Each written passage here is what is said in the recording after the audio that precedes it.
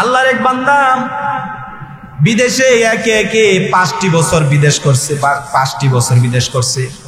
5 বছর বিদেশ করার পরে 5 বছরের ভিতরে ঈদ কয়টা গেছে? 5 বছরের ভিতরে ঈদ 5টা, 10টা ঈদ গেছে। 10টা ঈদ মা বাবার সঙ্গে ঈদ করতে পারে নাই। মাকে ফোন দিছে, মা এবার ঈদ তোমার সঙ্গে করতে আসমো।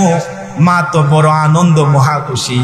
মা বড় মহা খুশি, আমার সন্তান 5 বছর পরে আসতেছে, আমার সঙ্গে ঈদ করবে। সন্তান যখন এয়ারপোর্টে, যখন বিদেশের এয়ারপোর্টে যখন উঠলো, বিমানে উঠলো, ওঠার পর বাংলাদেশ এয়ারপোর্টে যখন আইসা নামলো, মাকে ফোন দিল। মা আমি বাংলাদেশের এয়ারপোর্টে চলে আসলাম। মা বলল, এই তো আমার বাবা চলে আসছে, কিছুক্ষণের ভিতরে চলে আসবে। লোকেরা তাকে রিসিভ করার জন্য গাড়ি নিয়ে গেল। গাড়ি নিয়ে যখন বাড়িতে ফিরতে আসবে, দেখেন আল্লাহ কার মরণ কোন জায়গায় রাখছে বলা যায় না। আল্লাহর বান্দা দেশ বিদেশ ঘোরার পর, টাকা কামানোর পর, দেশ বিদেশ ঘোরার পর আবার যখন মায়ের কোলে ফেরত আসবে, বিদেশ থেকে বাংলার জমিনেও ফেরত চলে আসছে। এয়ারপোর্ট থেকে যখন বাসায় ফিরবে, ল্যান্ড করবে, বাসায় যাওয়ার মুহূর্তে গাড়িটা যে কোনো একটা গাড়ির সঙ্গে অ্যাক্সিডেন্ট হয়ে, যে গাড়ির ভিতরে যা ছিল সবাই মৃত্যুবরণ হয়ে গেছে। আল্লাহর বান্দা মা ফোন দেয় সন্তানকে, ফোন রিসিভ করে না। মার অন্তর কাঁপে, মার অন্তর কাঁদে। মা বলে, আহারে আমার সন্তান তো এত দেরি করার কথা না, এখন আমার সন্তান কেন আসে না। মা ফোন বারবার দেয়, ফোনটা বন্ধ পায়। হঠাৎ করে বাবা সান্ত্বনা দেয় মাকে, স্বামী স্ত্রীকে সান্ত্বনা দেয়, বলে ঈদের যানজটের কারণে গাড়ি আসতে হয়তো একটু লেট হইতে পারে, সান্ত্বনা দেয়। কিন্তু ওই রাত্র যায়, দিন যায়, সন্তান বিদেশ থেকে দেশে আসছে, কিন্তু দেশ থেকে শহর থেকে আসতে তো এত সময় লাগে না, শহর থেকে গ্রামে আসতে তো এত সময় লাগে না। মা বলে, আবার ফোন দাও। বাবা যখন ফোন দিয়েছে, অপরিচিত একজন ব্যক্তি, অচেনা মানুষ একজন ফোনটা রিসিভ করছে। রিসিভ করার পরে বলতেছে, কে আপনি? বাবা বলতেছে, তুমি কে বাবা? তুমি তো আমার সন্তান না। বাবা ডাক দিয়া কয়, সন্তান ওই দিক দিয়ে অপরিচিত লোকটা ডাক দিয়া কয়, আপনি কি তাহলে সন্তানের বাবা? বলে, হ্যাঁ আমি তো সন্তানের বাবা। বলে, আপনার সন্তান গাড়ি অ্যাক্সিডেন্ট করে মৃত্যুবরণ করেছে, এখন হাসপাতালে আছে। দেখেন, সন্তান টাকার জন্য বিদেশ গেল, দেশে ফিরে আসার পর মার খুলে যাওয়ার জন্য কত আশা ছিল, কিন্তু আশাগুলি পূরণ হয় নাই। এই জন্য বিদেশে যারা থাকে এদেরকে কখনো চাপ দিবেন না, কষ্ট দিবেন না, এদেরকে খুশি রাখবেন, এদেরকে এদের জায়গা থেকে খুশি রাখবেন, যতটুকু মুখে খুশি রাখা যায় ততটুকু খুশি রাখবেন। দীর্ঘদিন ধরে একটি আশা আকাঙ্ক্ষা আমাদের এখানে, আগে যে মসজিদ ছিল, মসজিদ ভাঙার পরে আমরা দীর্ঘদিন আরেকটি অস্থায়ী মসজিদে নামাজ পড়েছি। আমরা এই মসজিদ নির্মাণ হচ্ছে, কাজ চলতেছে, কবে আসবো আমাদের একটা বড় আশা আকাঙ্ক্ষা ছিল।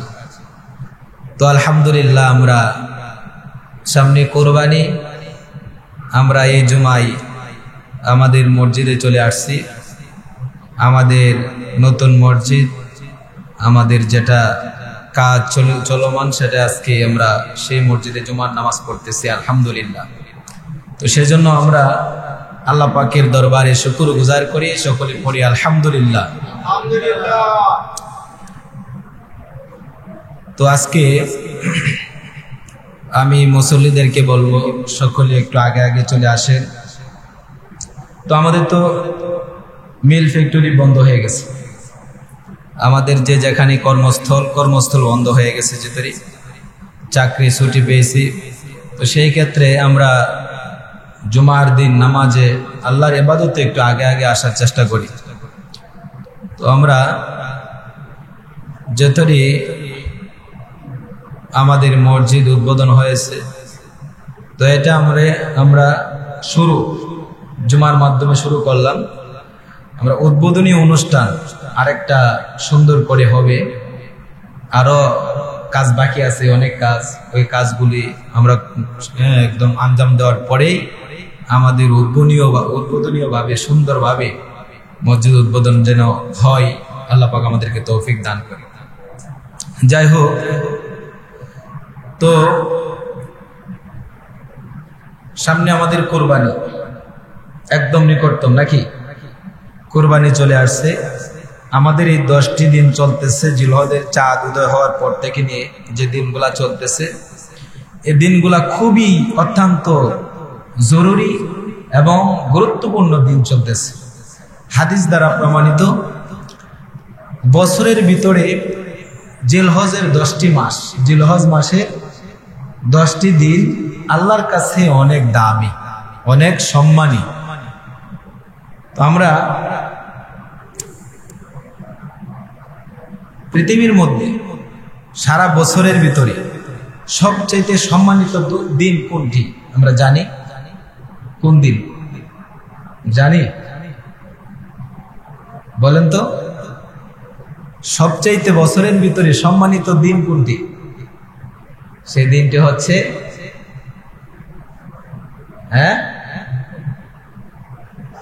সেদিনটি হচ্ছে কি? হজের আগের দিন। কি হজের দিনকে কি বলা হয়? আরাফার দিন। আরাফার দিন কি বলা হয়? এই দিনটা হচ্ছে সারা বছরের ভিতরে দিনের ভিতরে সম্মানিত দিন হচ্ছে আরাফার দিন। কিসের দিন? আরাফার দিন। তাহলে এই সামনে আরাফার দিনটি আসতেছে, অনেক ফজিলতপূর্ণ দিন। আমরা চেষ্টা করব প্রত্যেকটা দিনকে সম্মান করা। আরাফার দিন যদি কেউ সম্মান করে, রোজা রাখে, তার জন্য সুসংবাদ হচ্ছে, আল্লাহর রাসূল সাল্লাল্লাহু আলাইহি সাল্লাম বলেন সাহাবায়ে আজমানদেরকে, সাহাবায়ে আজমানরা নবীর কাছে আসে, বললেন, নবীজি আমাদের কাছে এমন একটা দিনের সুসংবাদ দেন যে দিনের সুসংবাদ শুনে আমরা অত্যন্ত খুশি হব, আনন্দিত হব। আল্লাহর নবী, সাহাবারা যখন নবীর কাছে আসলেন, নবীর কাছে আসার পর সাহাবায়ে আজমাইনরা নবীজিকে জিজ্ঞাসা করলেন, ইয়া রাসূলুল্লাহ, আমাদের কেমন একটি দিনের সুসংবাদ দান করেন যে দিনটা অনেক দামি, সম্মানিত। আল্লাহর নবী সাল্লাল্লাহু আলাইহি ওয়াসাল্লাম বলেন, ও সাহাবায়ে কেরাম, আমি যদি তোমাদেরকে সারা 12 মাসের ভিতরে সারা 12টি মাস, 1 বছরের ভিতরে যদি আমি তোমাদেরকে দিন, উত্তম দিন বলে দিতে চাই, সে দিনটা হচ্ছে আরাফার দিন। কিসের দিন? আরাফার দিন। আরাফার দিন হচ্ছে অনেক দামি, সম্মানিত দিন। সাহাবায়ে কেরাম বলেন, ইয়া রাসূলুল্লাহ, আমাদেরকে বলেন সারা বছরের ভিতরে কোন রাত্রটা অনেক দামি? কোন রাত্র দামি? আল্লাহ পাক বলেন, ইন্না আনজালনাহু ফি লাইলাতিল কদর ওয়া মা আদরাকা মা লাইলাতুল কদর লাইলাতুল কদরি খায়রুম মিন আলফি শাহর। আল্লাহর নবী বলেন, কদরের রাত্র অনেক দামি, অনেক সম্মানী। কেমন দামি, কেমন দামি! আল্লাহর নবী বলেন, এটা 1000 মাসের চাইতে উত্তম দিন, উত্তম রাত্র। সুবহানাল্লাহ বলি। 1000 রাত্রের চাইতে উত্তম। আল্লাহর নবী সাল্লাল্লাহু আলাইহি সাল্লামের কাছে সাহাবায়ে কেরাম বললেন, ইয়া রাসূলুল্লাহ, তাহলে সপ্তাহের ভিতরে কোন দিনটা অনেক দামি? আল্লাহর নবী বলেন, ইয়াউমুল জুমআ, জুমার দিনটা অনেক দামি। 7 দিনের ভিতরে পবিত্র শুক্রবার, জুমার দিনটা এমন দামি। জুমার দিন যদি মানুষটা আগে আগে পরিষ্কার পরিচ্ছন্ন হয়ে ঘর থেকে বের হয়, জুমার দিন, জুমার আগে আল্লাহর কুদরতে একদল ফেরেশতা এসে প্রত্যেকটা অলি গলিতে দাঁড়িয়ে থাকে। অন্য রিওয়ায়াতের মধ্যে আসছে, ফেরেশতারা মসজিদের গেটের সামনে দাঁড়িয়ে থাকে। কোন লোকটা নামাজে যাচ্ছে তাকে লিপিবদ্ধ করা হয়। জুমার দিন আপনি আগে আগে আসেন, আপনার লিপিবদ্ধ করা হয়েছে। জুমার দিন আগে আসার কারণে আপনার আমল নামার মধ্যে একটা উট কোরবানি করার সওয়াব আল্লাহ পাক দান করবে। সুবহানাল্লাহ। একটা উট কোরবানি করার সওয়াব আল্লাহ পাক দান করবে। আবার যদি কেউ পরে আসে দ্বিতীয় নাম্বার, তার আমল নামার মধ্যে একটা গরু কোরবানি করার সওয়াব দেওয়া হবে। সুবহানাল্লাহ। পরে কোরবানি এত সোজা, লাখ টাকা তো মানুষ কোরবানি করতে পারে না। একটা গরু কিনলে লাখ লাখ টাকা লাগে। আর আপনি যদি একটু চেষ্টা করেন, অন্তরে একটু ফিকির করেন যে আজকে মসজিদে একটু আগে যাবেন, একটু যদি আশা আকাঙ্ক্ষা নেন যে আজকে মসজিদে একটু আগে যাই না, প্রত্যেকদিন তো পিছেই যায়, আজকে একটু আগে যায়, অটোমেটিকলি আপনার আমল নামায় একটা গরু কোরবানি করার সব দান করবে কে? আল্লাহ পাক দান করে দিবেন। সাহাবায়ে কেরাম বলেন, ইয়া রাসূলুল্লাহ, তাহলে আপনি বলে দিন মাসের ভিতরে কোন মাসটা অনেক দামি সম্মানী?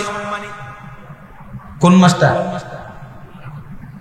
শাহরু রমাদান আল্লাযী উনজিলা ফীহিল কুরআন। আল্লাহ পাক বলেন পবিত্র রমজান মাস, রমজান মাসটা হলো 12টি মাসের ভিতরে এক দামি মাস। সুবহানাল্লাহ পড়ি। তাহলে এক একটা মাস, এক একটা রাত্র, এক একটা দিনের কত মর্যাদা, কত ফজিলত। আর আনন্দের দিন বলা হয়েছে, আনন্দের দিন বলা হয়েছে মুসলমানদের জন্য দুইটা আনন্দের দিন, খুশির দিন, আনন্দের দিন। সে দুইটা দিন হচ্ছে একটা ঈদুল ফিতর, আর একটা হচ্ছে কি ঈদুল আজহা। এই তো আমাদের সামনে আসতেছে ঈদুল আজহা। ঈদুল ফিতর চলে গেছে, ঈদুল আজহা আসতেছে। তো ঈদুল আজহার ভিতরে আমরা কি করব? আনন্দ ভোগ করব। আনন্দ কি করব? আনন্দ উপভোগ করব। আনন্দ একজনের থেকে আরেকজন বিলিয়ে দেব। ভালোবাসা, প্রেম নিবেদন, সম্পর্ক বজায় রাখবো, আত্মীয়তা সম্পর্ক বজায় রাখবো। এই জন্যই তো আমাদের সামনে কোরবানি আসতেছে। কোরবানির মাধ্যমে আমাদের হিংসা বিদ্বেষ দূর হয়ে যাবে।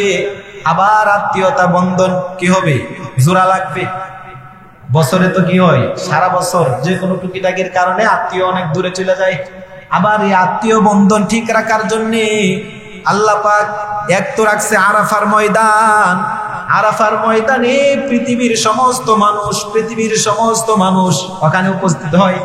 যতটি দেশ আছে বাংলাদেশ, পৃথিবীর মধ্যে যতটি দেশ আছে সমস্ত দেশ থেকে মানুষ এখানে উপস্থিত হয়। সমস্ত দেশ থেকে মানুষ কি হয়? উপস্থিত হয়। ওই দেশের সমস্ত দেশে দেশে যে একটা বিবাদ, এই বিবাদ কি হয়ে যায়? ওখান থেকে পানি হয়ে যায়, ধ্বংস হয়ে যায়, নিঃশেষ হয়ে যায়। ওখান থেকে ভালোবাসার সৃষ্টি হয়। আবার যখন আমাদের প্রতিবেশী একটা হিংসা থাকে, আমরা যখন জুমার দিন আসি, নামাজে আসি, এরপরে আমরা যখন কি ঈদের নামাজে আসি, কোরবানি করি, আমরা এগুলার মাধ্যমে, কোরবানি করার মাধ্যমে আমাদের হিংসা বিভেদ সব কিছু ধ্বংস হয়ে যায়। ঠিক কিনা? এজন্য ইসলামের ভিতরে শান্তি আর শান্তি। ইসলামের ভিতরে কি শান্তি? মানলে শান্তি, তো না মানলে শান্তি কিভাবে বুঝবেন? মানলেই তো শান্তি। ঠিক কিনা? না মানলে কখনো শান্তি আশা করা যাবে? না মানলে কখনো শান্তি আশা করা যায় না। মানতে হবে, মানার নামে কামিয়াবি, না মানার নাম কামিয়াবি হতে পারে না। মানলে তো আবু বকর, না মানলে আবু জাহেল। ঠিক না? মানলে কি আবু বকর, না মানলে আবু জাহেল। নবীর কথা মানবে যারা হবে জান্নাতি, না বুঝিয়া আবু জাহেল হইল দুজখী। ঠিক না? নবীর কথা যারাই মানছে তারাই কোথায় চলে গেছে? জান্নাতের সার্টিফিকেট পাইছে। আর যারা মানে নাই তারা জাহান্নামের কীট হয়ে গেছে, জাহান্নামে চলে গেছে।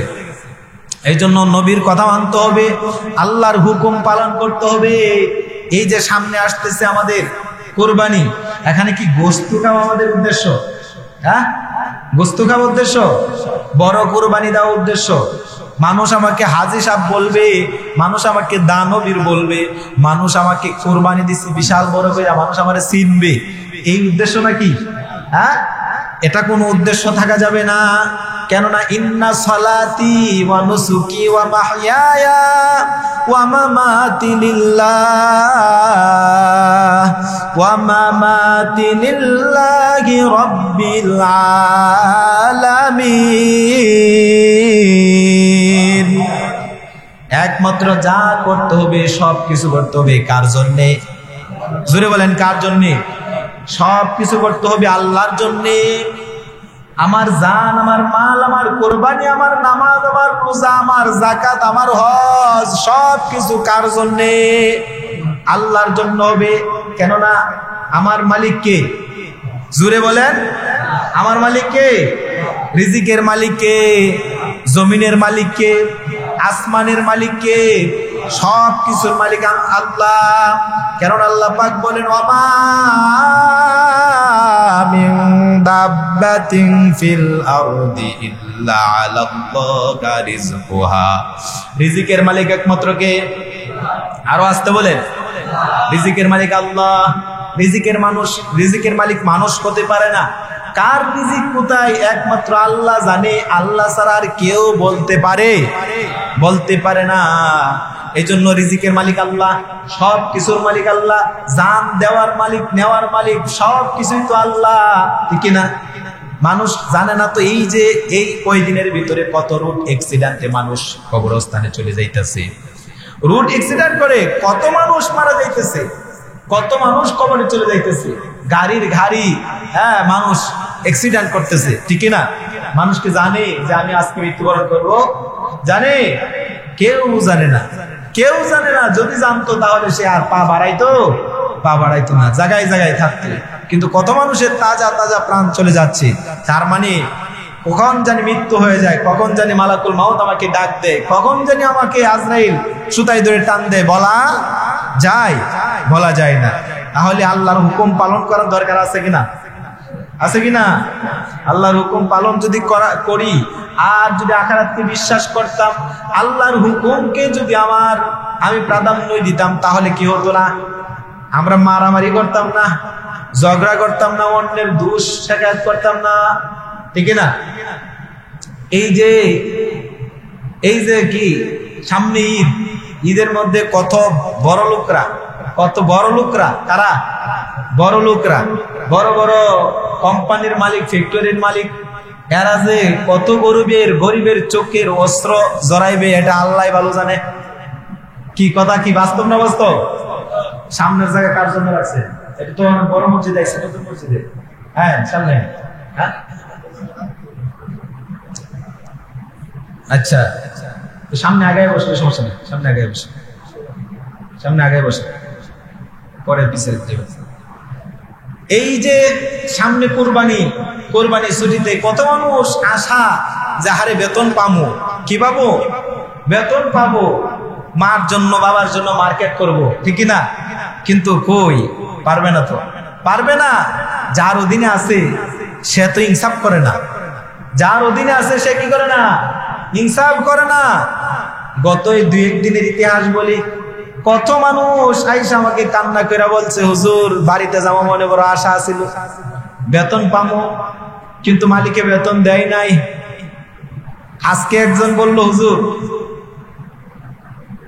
বেতন দেয় নাই, আমরা অনেক কথা বলছি, কিন্তু বলছে এখানে বইলে লাভ নাই, আমার সামনে বইলে লাভ নাই, যাও মসজিদে গিয়ে আল্লাহর কাছে বিচার দেওয়া।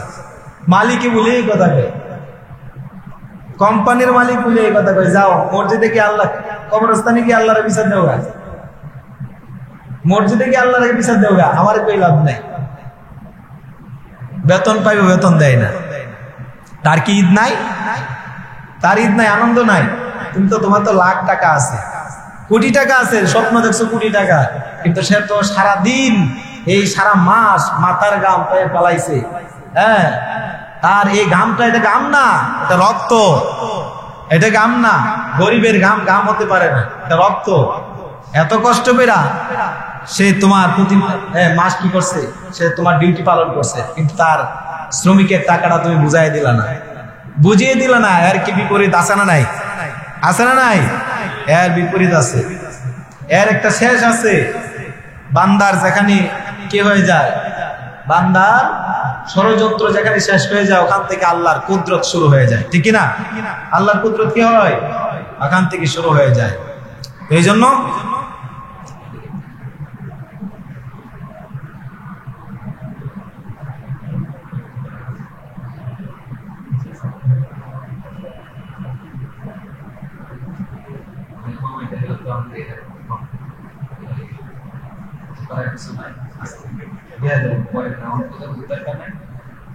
অন্যদিন আজকে ইংলিশ হোক নাকি একটু 19-20 করে দিয়ে আজকে একটু দেখা লাগবে।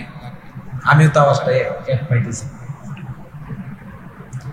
তাহলে কি বলতেছিলাম, গরিবের কেউ ঈদ নাই আছে কি না? ওদেরও তো ঈদ আছে, ওদেরও তো স্বপ্ন আছে, ওদেরও তো বউ বাচ্চা আছে, ঠিক না?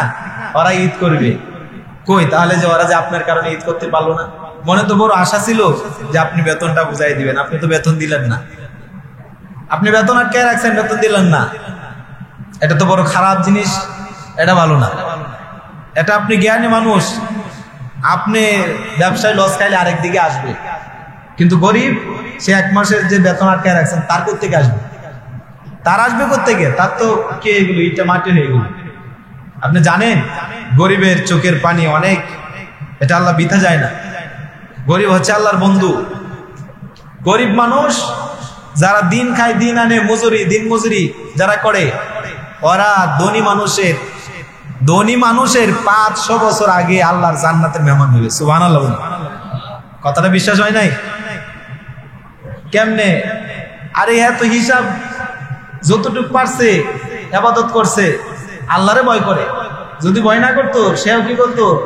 রাতের আধারে সাদা টাকা কালা টাকা হাতায় কি হয়ে যাইতো, দিনে দিনে রাত্রে আঙ্গুল পাইটা কলা গাছ হয়ে যাইতো। সেও তো টাকা কোটিপতি হয়ে যাইতো, কিন্তু সে তো এটা করে নাই। এই জন্য এটি ভালো না। দেখেন যারা শ্রমিক কাজ করে এরা কত কষ্ট করে, এরা পরিবারকে খুশি রাখার জন্য, মা বাবাকে খুশি রাখার জন্য ওদের জীবনটা পর্যন্ত বিলীন করে দেয়। কত সন্তান যুবক দেশ নিজের মাতৃভূমি ছেড়ে স্ত্রী বউ পুত্র সব ছাইরা দিয়া কই যায়? বিদেশে যায়। কিসের জন্য? নিজের জন্য?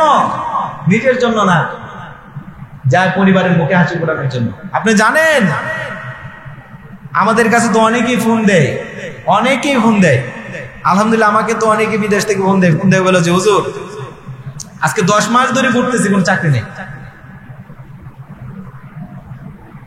আমাদের পার্শ্ববর্তী এক বিল্ডিং এ থাকে, সে আজকে 10 মাস ধরে ঘুরতেছে, কোনো চাকরি পাইতেছে, চাকরি পাচ্ছে না। আরো এরকম অহরহ আছে। আরেকজন বলতেছে হুজুর লাগাতার 30 দিন একই তরকারি দিয়ে খাবার খাই, এক তরকারি দিয়ে খাবার খাই,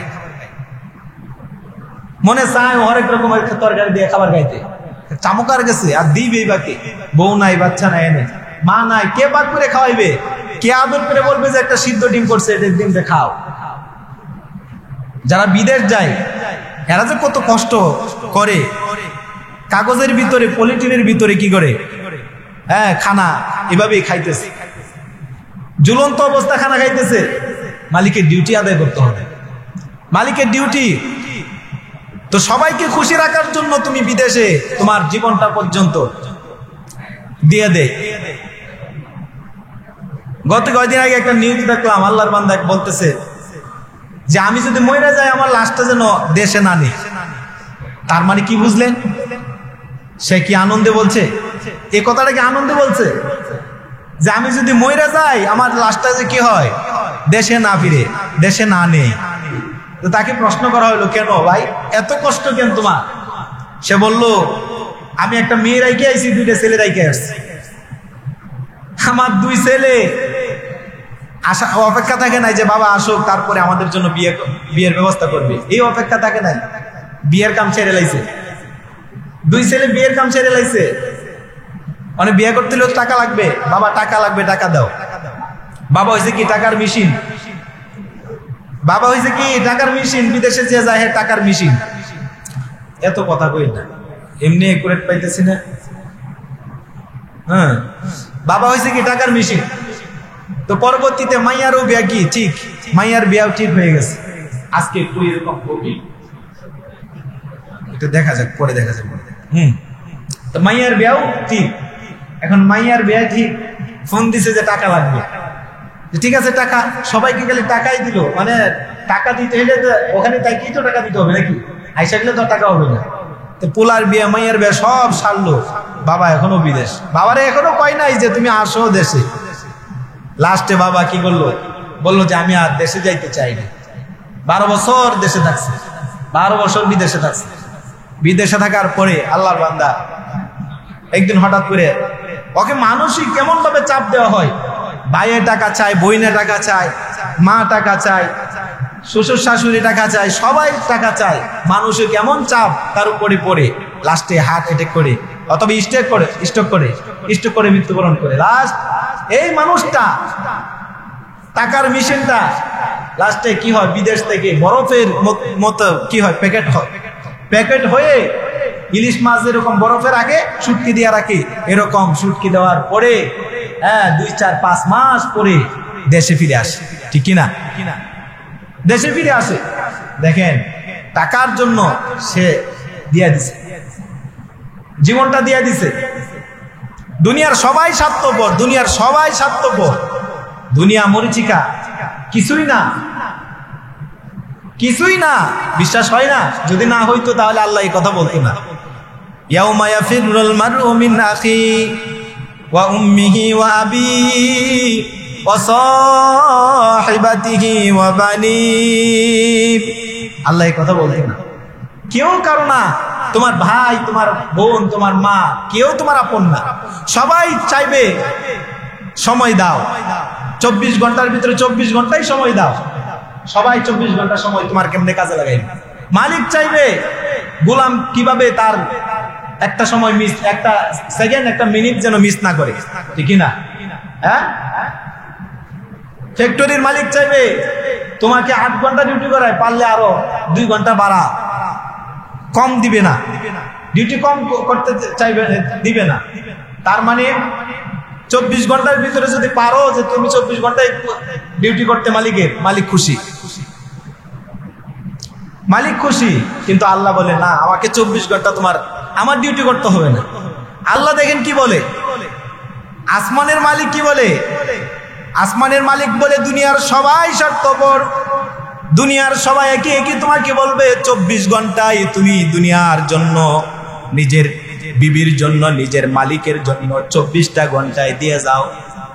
24 ঘন্টা দিতে দিতে তুমি মইরা যাও, তাতে মালিকের কোনো সমস্যা নাই। স্ত্রীর গয়নাগাটির জন্য যদি তুমি বিদেশ থাইকা শুধু টাকা পাঠাইতে স্ত্রী খুশি, আর কিছু প্রয়োজন নাই, ঠিক না? এরকম স্ত্রী আছে না নাই? টাকা, খালি টাকা লাগবে। মাস শেষে ফোন দিয়ে বলবে আমার গত মাসে কানের দুল বানাইছি, এই মাসে গলার হাতটা বানানোর প্রয়োজন, কে সামনের মাসে একটা পার্টি আছে, পার্টিতে যাইতে হবে। তো পার্টিতে যাই, বিদেশ থেকে স্বামী গ্রামের টাকা কামাই করে সেই টাকা বিদেশ থেকে দেশে পাঠায়, কিভাবে টাকা দিল এটা সে যাচাই করলো না। আকামার মেদ শেষ, আকামা করতে হয়, তার টাকা নাই, পলায়া থাকতে হয়। এই হলো বিদেশ, এই হলো বিদেশ। এই যে একটা ঈদের দিন আসতেছে, এই ঈদের দিনও আমি অনেকে গত এই যে রোজার মধ্যে অনেকে ফোন দিছে, ঈদের দিন ফোন দিছে, আশ্চর্য, ঘুমের ভিতরে ফোন দিছে, কিও তুমি দেখো কম্বলের ভিতরে, হুজুর ঈদের নামাজ তো আমাদের ফজরের পরে হয়ে যায়, পইরে আইসা ঘুম দিছি, কে ঈদের দিন ঘুরবা একটু, আমাদের কি কেউ আত্মীয় আছে এখানে, আমাদের কি কেউ আপন আছে, আমাদের কি এখানে কেউ আছে যে মামার বাড়ি, খালার বাড়ি, শ্বশুর বাড়ি এখানে বেড়াইতে যাবো? আমাদেরকে সৌদির মানুষরা, আপনারা মনে করেন সৌদির মানুষ অনেক ভালো, সৌদির মানুষ আমাদের দেশের চোর ডাকাতের চাইতেও বড় খারাপ, ঠিক কিনা বলেন? আমাদের দেশের চোর ডাকাতের চাইতেও এরা বড় খারাপ।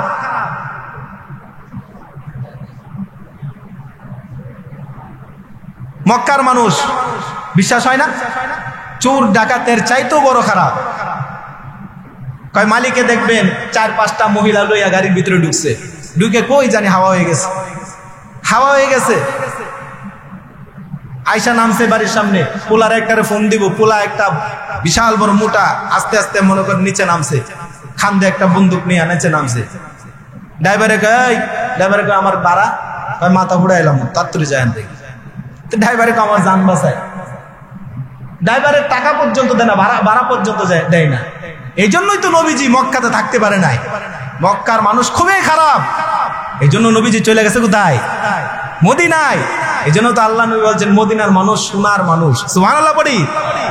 মদিনার মানুষ আপনাকে দেখলে অনেক আপ্যায়ন করবে, আপনাকে মেহমানদারি কিভাবে করাইবে চেষ্টা করবে। এই কথা কি বাস্তব না বাস্তব? আমি তো যাই নাই, কিন্তু আমার অনেক ওখানের মানুষ আছে, আমার ছাত্র আছে ওখানে মক্কাতে। আমার ছাত্র আছে, হুজুর আমি যে ছেলেটা হাফেজ, আমি যে একটা হাফেজ, আমাকে একটুকু সম্মান করে না। ওদের গুলাম মানে আরসি কাজের জন্য মোট কথা ওদের গুলাম, আর কোনো কিছু ওদের দরকার নেই। এরকমও আছে যে অনেক মালিকে টাকা দেয় না। আমার একজন বন্ধুর ভাই আছে, 10 মাস কষ্ট করে গেছে বিদেশে, 10 মাসের টাকা আটকায় দিছে মালিক। কত রেহাল জানি, 10 মাসের টাকা আটকায় দিছে, কয়েক লাখ টাকা দেয় না। লাস্টে বড় ভাই বলতেছে আর বিদেশ থাকার দরকার নাই, চলে আস। আবার কি করছে, টাকা দেশ থেকে ফাটায় তারপরে দেশে নিয়ে আসছে, এই হলো বিদেশের অবস্থা, এই হলো বিদেশের অবস্থা। এই জন্য যাদের ছেলে পেলে আছে এই ঈদের আগ দিয়ে খোঁজখবর নিয়েন। যাদের স্বামী বিদেশে থাকে, অন্যদের সাথে কথা না বইলা স্বামীর সাথে কথা বইলেন। অনেক মহিলারা আছে স্বামী বিদেশ থাকে, কিন্তু আসলে কথায় কথা মনে আসে, কথা কোন দিকে বলবো, যাইতেছে কোন দিকে। অনেক স্বামী বিদেশ থাকে, স্বামীর সাথে কথা বলে না, স্বামীর কাছে ফোন দেয় শুধু টাকার সময়, ঠিক না? টাকার সময় শুধু ফোন দেয়, আর কথা বলে অন্য জায়গায়। এমবি টাকা বিদেশ থেকে বললেই তো হয়, এমবি বইরে দিয়ে দিছে, 1000 এমবি বইরে দিয়ে দিছে। এখন বান্ধবীর সাথে, বন্ধুর সাথে, আরেক বান্ধবীর জন্মদিনে গেছে, জানে বান্ধবীর জন্মদিনে গেছে, বান্ধবীর বাচ্চাও আছে, বান্ধবীর স্বামীও আছে, ওই বান্ধবীর স্বামীর প্রেমে পড়ে গেছে, বান্ধবীর স্বামীর প্রেমে পড়ে গেছে। কি এগুলা কি কথা কি বাস্তব না বাস্তব? বান্ধবীর স্বামী প্রেমে পড়ে গেছে। লাস্টে দেখেন খাল খাইতে কুমির আনছে। বান্ধবী কয় শালার, আমি আনলাম ফোন দিয়া, তুই আমার বান্ধবী, আর এখন আইসায় আমার কি করলো? খাল খাইতে কুমির আনলো না, নিজের স্বামীর সাথে তারপরে সম্পর্ক হয়ে গেল। এই স্বামী নিয়া হিজরত, স্বামী নিয়া কই? মক্কায় গেছে না, গেছে কক্সবাজার, হিজরতে গেছে। কয়দিন, কিছুদিন অফ, তারপরে কয়দিন পরে একটা বাচ্চা নিয়ে সামনে হাজির, বললো এই বাচ্চার বাপ কে? বাচ্চার বাপ খুঁজে পাওয়া যায় না। তো এই হইলো হালত, এই হইলো অবস্থা, ঠিক কিনা? এই জন্য ঈদ আসতেছে, যাদের ছেলে, যাদের স্বামী, যাদের বাবা বিদেশে আছে, ওদেরকে একটু খোঁজ নিয়েন, ওদেরকে একটু ফোন দিবেন। ওরা একটু চায় আপনি একটু ভালো করে কথা বলেন। আপনি বড় ভাই, ছোট ভাই বিদেশে আছে, একটু ফোন দিয়ে খবর নিবেন। ও যে কত কষ্টে আছে, না খায়াও বলে আপনি ফোন দিয়েছেন, খাইছস রে? বলে হ্যাঁ খাইছি। ঈদের দিনে ওদের একটা ভালো খাবার নাই, ওই ঈদের দিনেও কাজ করে, আর অনেকের কাজ নাই, এরা ঘুম পারে, আত্মীয় নাই তো কার সাথে ঘুরতে যাবে? এই জন্য বিদেশে যারা থাকে ওদেরকে মানসিক চাপ দিবেন না কখনো। ওরা ওদেরকে বলবেন বাবা তুমি কাজ কইরা খায়া থাইকা যা থাকে তুমি দিও। কি ওরা কি ওই দেশে কি গাঞ্জা খাইতে যায় নাকি? ওরা তো ওই দেশে যাই তো শুধু আপনার পরিবার ফ্যামিলির চাহিদা পূরণের জন্যই তো যায়, ঠিক কিনা? এই জন্য ওদেরকে বলবেন বাবা তুমি খায়া পইরা যা থাকে তারপরে টাকা দিও, তুমি নিজেকে কষ্ট দিও না, দেহরে কষ্ট দিও না, আর এত কিছু চাহিদা পূরণ করবেন না। এখন মনে করেন মুরব্বী শাস্ত্র মনে করেন যে বৈশা পান চাবাইতেছে, আপনি গিয়ে বললেন কি ও মুরব্বী চাচা কি অবস্থা? না সুবিধা না, বেশি একটা ভালো না। কেন ভালো না? 2-4 মাস ধরে ছেলে বিদেশ থেকে টাকা দেয় না, টাকা দেয় না দেখে ভালো না। আহারে সব সময় তো আলহামদুলিল্লাহ বলতে হবে, টাকা দেয় না দেখে ভালো না। আর মনে করেন যদি টাকা দেয় তো মনে করেন যে সে পানটা খায়া তারপরে ফিসকিটা দিবে, 3 হাত দূরে গিয়ে পড়বে, কিও চাচা আপনার ফিসকির ধরন তো ভালো না, খায় আরে আলহামদুলিল্লাহ। হ্যাঁ আপনাকে দোয়াই ওলা বিদেশ থেকে 3 মাসে প্রতি মাসে 3 লাখ টাকা বাড়ায়, আর কি লাগে? বুড়া বুড়ি আমি বাড়িতে থাকি, খায়া পিড়া যা থাকে। আর মনে করেন যে গিবত শেখায়াত শাসটলো বৈশা, ঠিক কিনা? এগুলা চলে। আর বড় ভাই যায় বিদেশ, ছোট ভাইরা দেশে থাকে। বড় ভাই বলে আমি যদি লেখাপড়া করি তাহলে সংসারে হাল ধরবে কে? বড় ভাই নিজে লেখাপড়া বাদ দিয়ে বিদেশ যায় টাকার জন্য। ওই বিদেশ থেকে ছোট ভাইরে লেখাপড়া করায়, দাবি করছে ভাই আমি কিন্তু এইচএসসি পরীক্ষায় পাস করলে আমাকে কি দিতে হবে, একটা বাইক দিতে হবে। ভাই বলছে ঠিক আছে। ছোট ভাই আবদার করছে, পাস করছে তো অটো পাস, কি পাস? অটো পাস করছে। অটো পাস করলে তো আর এটা কি লাগে না, তুই তো রাস্তায় অটো চালাইলে কি ইয়া লাগে, সার্টিফিকেট লাগে নাকি? তো এই সার্টিফিকেট আর এই সার্টিফিকেট, অটোওয়ালার সার্টিফিকেট এক সমানই, ঠিক না? তো এখন গাড়ি দিছে একটা, তো গাড়িটা ভদ্রভাবে চালাবে। গাড়ি তো একটা দিছে, ভাইয়ের বিদেশি টাকা পাইছে, সে গাড়ি যেমনি ইচ্ছে এমনি চালায় রাস্তার ভিতরে, এমনিতে হেমনে পরে কই যা ট্রাকের নিচে, নাই তো কই রাস্তার নিচে অথবা ব্রিজের নিচে, ঠিক না? তাজা তাজা প্রাণগুলি জড়ে যায়।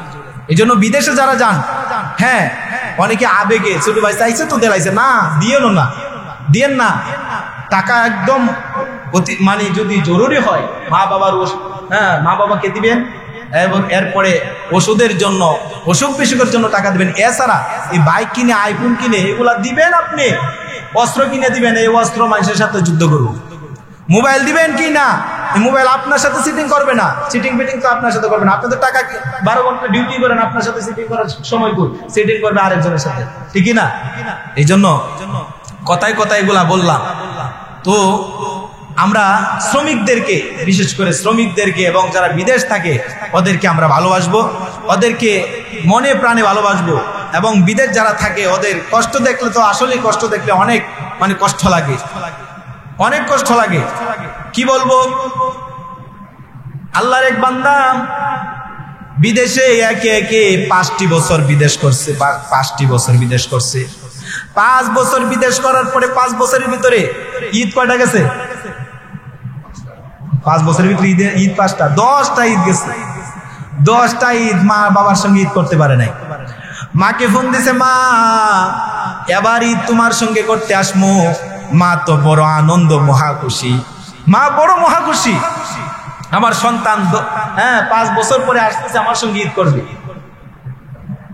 সন্তান যখন এয়ারপোর্টে, যখন বিদেশের এয়ারপোর্টে যখন উঠলো, বিমানে উঠলো, ওঠার পর বাংলাদেশ এয়ারপোর্টে যখন আইসা নামলো, মাকে ফোন দিল, মা আমি বাংলাদেশের এয়ারপোর্টে চলে আসলাম। মা বললো এই তো আমার বাবা চলে আসছে, কিছুক্ষণের ভিতরে চলে আসবে। লোকেরা তাকে রিসিভ করার জন্য গাড়ি নিয়ে গেল। গাড়ি নিয়ে যখন বাড়িতে ফিরতে আসবে, দেখেন আল্লাহ কার মরণ কোন জায়গায় রাখছে বলা যায় না। আল্লাহর বান্দা দেশ বিদেশ ঘোরার পর, টাকা কামানোর পর, দেশ বিদেশ ঘোরার পর আবার যখন মায়ের কোলে ফেরত আসবে, বিদেশ থেকে বাংলার জমিনেও ফেরত চলে আসছে। এয়ারপোর্ট থেকে যখন বাসায় ফিরবে, ল্যান্ড করবে, বাসায় যাওয়ার মুহূর্তে গাড়িটা যে কোনো একটা গাড়ির সঙ্গে অ্যাক্সিডেন্ট হয়ে, যে গাড়ির ভিতরে যা ছিল সবাই মৃত্যুবরণ হয়ে গেছে। আল্লাহর বান্দা মা ফোন দেয় সন্তানকে, ফোন রিসিভ করে না। মার অন্তর কাঁপে, মার অন্তর কাঁদে। মা বলে আহারে আমার সন্তান তো এত দেরি করার কথা না, এখনো আমার সন্তান কেন আসে না। মা ফোন বারবার দেয়, ফোনটা বন্ধ পায়। হঠাৎ করে বাবা সান্ত্বনা দেয় মাকে, স্বামী স্ত্রীকে সান্ত্বনা দেয়, বলে ঈদের যানজটের কারণে গাড়ি আসতে হয়তো একটু লেট হইতে পারে, সান্ত্বনা দেয়। কিন্তু ওই রাত্র যায়, দিন যায়, সন্তান বিদেশ থেকে দেশে আসছে, কিন্তু দেশ থেকে শহর থেকে আসতে তো এত সময় লাগে না, শহর থেকে গ্রামে আসতে তো এত সময় লাগে না। মা বলে আবার ফোন দাও। বাবা যখন ফোন দিয়েছে, অপরিচিত একজন ব্যক্তি, অচেনা মানুষ একজন ফোনটা রিসিভ করছে। রিসিভ করার পরে বলতেছে, কে আপনি? বাবা বলতেছে, তুমি কে বাবা? তুমি তো আমার সন্তান না। বাবা ডাক দিয়া কয়, সন্তান ওই দিক দিয়ে অপরিচিত লোকটা ডাক দিয়া কয়, আপনি কি তাহলে সন্তানের বাবা? বলে হ্যাঁ আমি তো সন্তানের বাবা। বলে আপনার সন্তান গাড়ি অ্যাক্সিডেন্ট করে মৃত্যুবরণ করেছে, এখন হাসপাতালে আছে। দেখেন, সন্তান টাকার জন্য বিদেশ গেল, দেশে ফিরে আসার পর মার খুলে যাওয়ার জন্য কত আশা ছিল, কিন্তু আশাগুলি পূরণ হয় নাই। এই জন্য বিদেশে যারা থাকে এদেরকে কখনো চাপ দিবেন না, কষ্ট দিবেন না, এদেরকে খুশি রাখবেন, এদেরকে এদের জায়গা থেকে খুশি রাখবেন, যতটুকু মুখে খুশি রাখা যায় ততটুকু খুশি রাখবেন।